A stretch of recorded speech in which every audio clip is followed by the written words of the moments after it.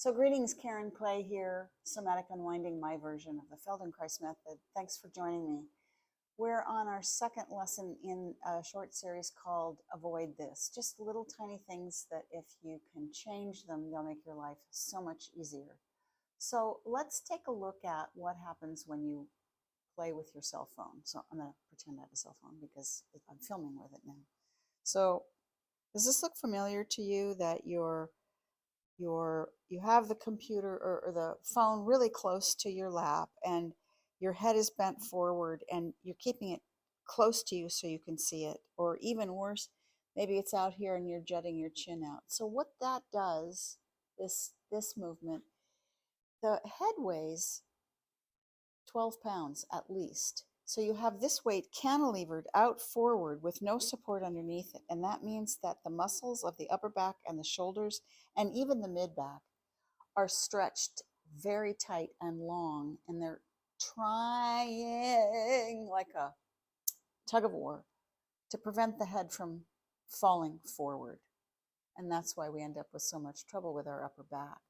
So there is another option, which is to hold the phone a little bit closer to you, bring it up a little bit. And most people don't like that idea because they say, well, that's really hard. I can't do that. That's a pain in the ass. That's as hard as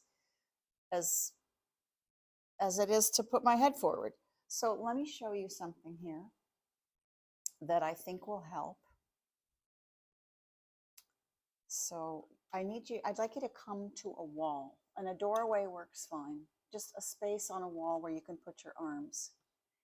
And we're going to talk about the circumference of the shoulder girdle.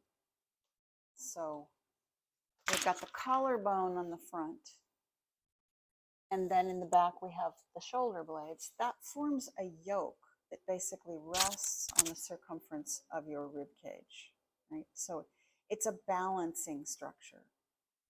I'm actually going to show you this picture that's on the wall right here.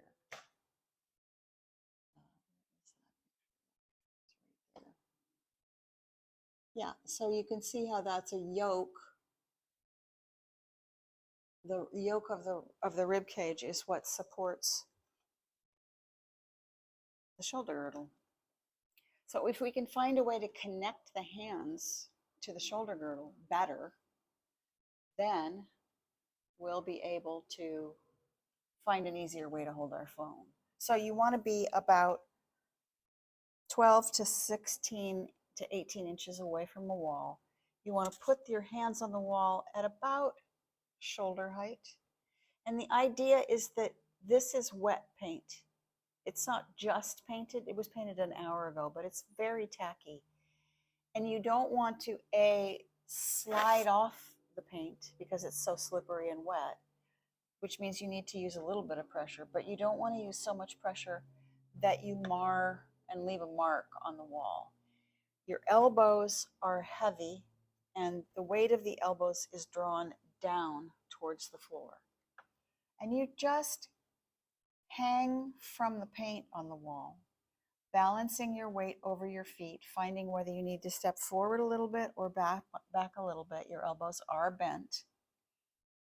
And you just hang off the paint here for a moment, sensing your shoulders, sensing your shoulder blades, sensing your collarbones, sensing your rib cage. And just spend some time breathing sideways into your ribs, way up high in your armpits, so that you have a sense of that buoyant structure underneath the shoulder girdle that's supporting it.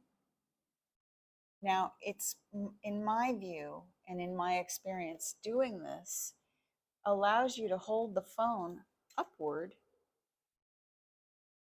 so that you can be viewing it when your head is in a relative neutral state and not have so much trouble having your hands up high. So that's today's lesson. Thank you so much for joining me. Please join me again and do subscribe if you haven't. Thanks.